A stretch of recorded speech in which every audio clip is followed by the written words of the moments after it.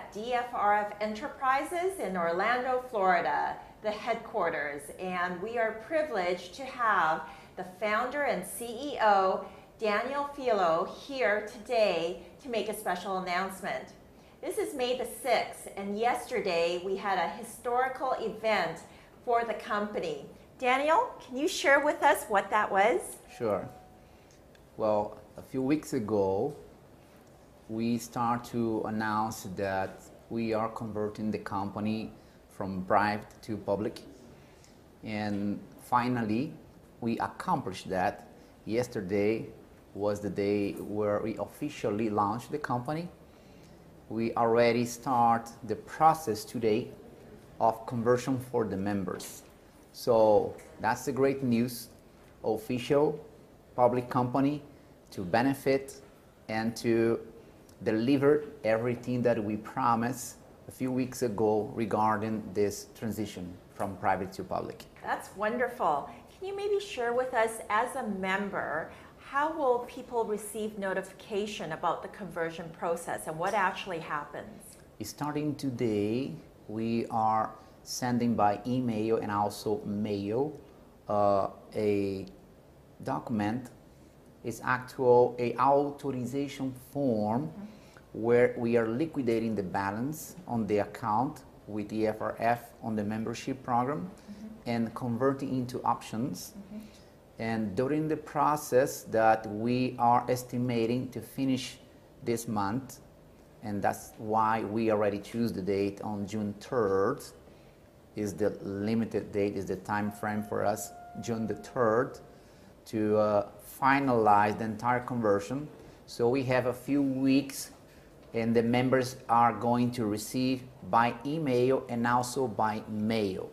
If they are unable to receive physical communication, after 2 weeks, we are contacting them by phone. We are doing every single possible way to communicate with them because we need the authorization form signed by the members in order to convert from private investment, private participation as a member into a option. So after June the 3rd, we will be converted into actual stocks for the members. Well, that's great. Now, I understand that you've had overwhelming response to the program, and so there's a lot of people who were trying to get involved as a member prior to yesterday. So are you able to accommodate people who still want to become a member now? Yes. Well, it was amazing. A tremendous number of people that came to join on the past few days, knowing about the transition from private to public. And I also received over 1,000 petitions from members to postpone the official date for launching, but it wasn't necessary. And yes, we did find a way to accommodate everything and everybody, which was, company is already public. However, during the process of getting the authorization form and converting to options until we actually buy the shares for the members, we can continue accepting new members and also increase the participation for the current members. So that's how we choose, how we found a way to accommodate everybody.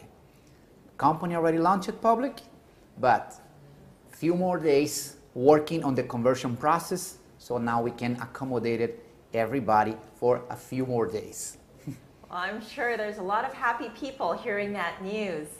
Now, when someone is a member and they're thinking about converting, do they need to actually convert their entire balance, and at what price would they be converting at? Not necessarily the entire balance, but yes, they can do the entire balance or partially or even increase until June the 3rd. And the price that we fix it is a $15.06. That is the IPO evaluation that we got on the first place. The current value of the stocks are already over 18. However, we fix it at 15. So all the members that already joined expecting the results that might go up to $50 during the first month, they can take this advantage and join today, tomorrow, or next week before June the 3rd. They will have the same benefit of the value of $15 per share. Now that the company is already public, I'm sure you have a lot of people inquiring and asking you as to what is the stock symbol and what stock exchange is this trading on? We are holding this information until June the 3rd in order to protect the value and also the entire project. Plus, we are increasing our IPO. We are making significant increase during the next 3 weeks, and we decide not yet release the symbols and the information is in United States, since we already mentioned that before. Right. And we are also about to have registration and ready to go in other countries, but we cannot review just yet. So Daniel, when members actually want to liquidate their stock and sell, how would they go about doing that? As a member, we are selling preferred stocks instead of common stocks. So they can come through the company first, and we can do immediately liquidation. We'll buy from the members. Otherwise, they can also go through a broker dealer and sell in the market. And through the company is a simple process. Like I said, as a member, you have access, you have our platform, you have our shares reported. You can request online to sell it, and we will convert in current value and transfer the funds to your account at DFRF. It's the simple way to do, is directly with a company, and will be immediately, so we can pay instantly to the member. Oh, that's great. So can you maybe share with us what the difference is between preferred shares and common shares, or what the differences are? Yes. Preferred stocks, the name is already saying everything. You have the preference. If something happens, they have the preference to get paid.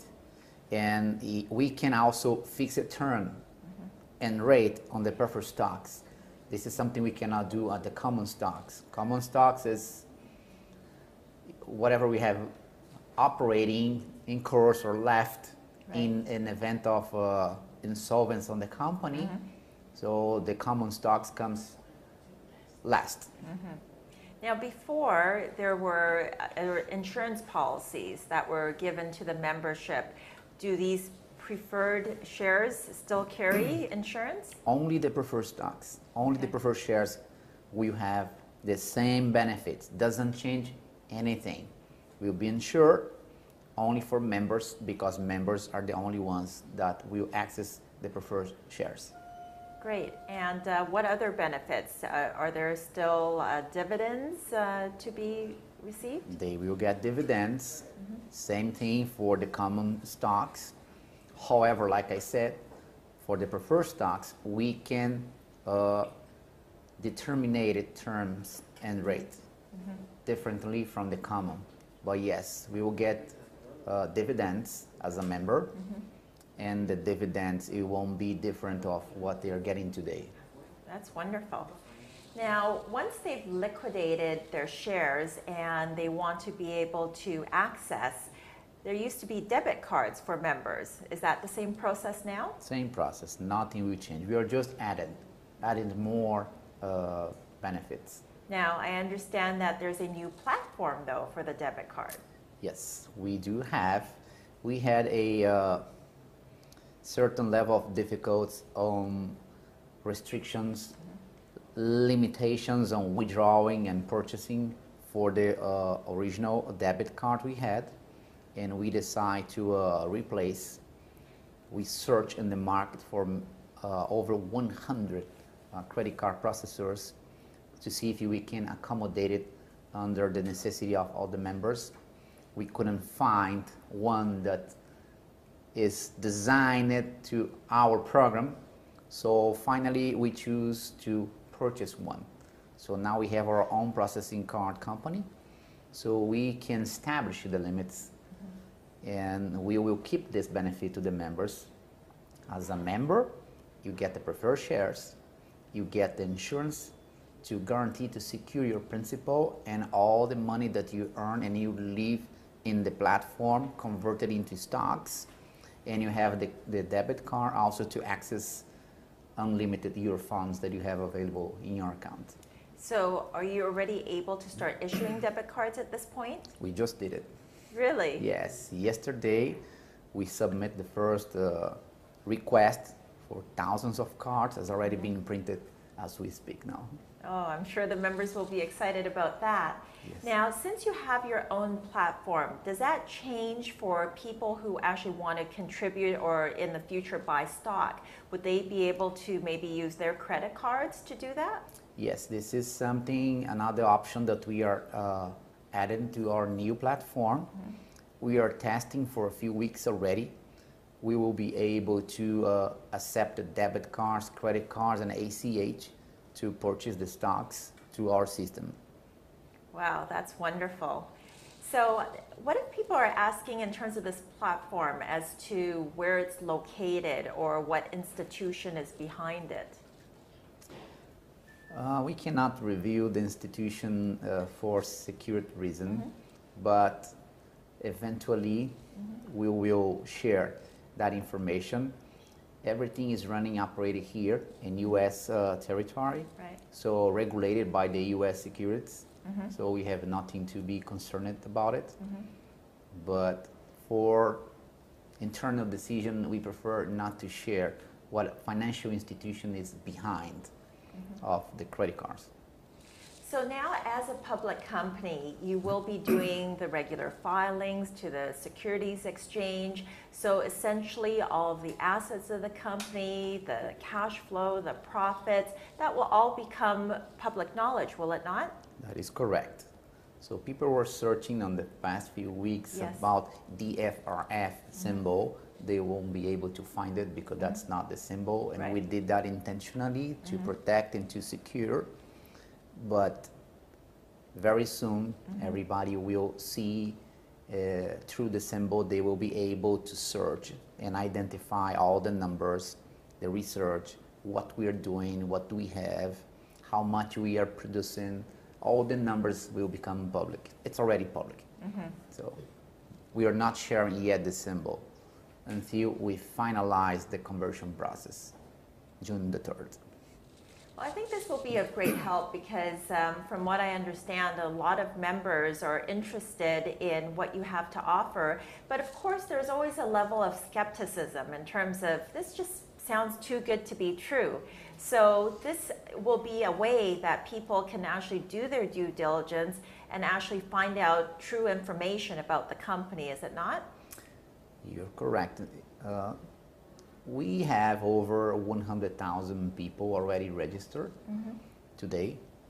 So I believe that we have over 100,000 people that already did the research, including financial institutions, thousands of attorneys, including Justice Department in more than one country. So, but going public like we are now, and after we review the symbol, people will be able to fulfill and to eliminate it, all the questions, all the doubts they have, because the information, we cannot lie, numbers are there, and we are regulated. There is no way for them to get confused on the numbers. Now, you were speaking earlier about insurance. I would think that for an insurance company to actually agree to insure the contributions or purchases of stock from your membership, that they must have done a great detailed level of due diligence on your company. Can you maybe share with us that process that the insurance company went through? It's a very extensive process for them to accept it. So we passed through several levels of due diligence, not only the insurance, also for the credit card, the debit card processing. We have to be approved and authorized by the financial system, and we did. So we passed through all of them. The insurance company understand today with details what the business is about, what risks they are assuming, taking. And I don't know if we have time for me to go in details specifying how the insurance company analyze and how they make the decisions of go accept or not. But what I can tell you for sure is we pass on the test, on the due diligence, and we are authorized and they are insuring everybody. Now, for an insurance company to accept you, don't they usually actually require some sort of bond or security of some sort? Did you have to place assets with them? Yes. The insurance, in order to accept it, to take this level of risk, they request from us 200% as a collateral and also 100% credit line, dollar per dollar, plus they keep charging us a 7% premium for bond that is printed. So 200% collateral in financial assets that we provided, 100% cash credit line, and 7% premium. So they are over secured. So they can guarantee and pay without any risk, any problem. They have a huge margin to operate it. Great. Well, thank you so much. Well, it's a pleasure to have you here today and to be able to share this exciting news with everyone. And so we look forward to seeing the growth of this company as it goes into the future as a public company. Thank you, Daniel. Thank you, Serena.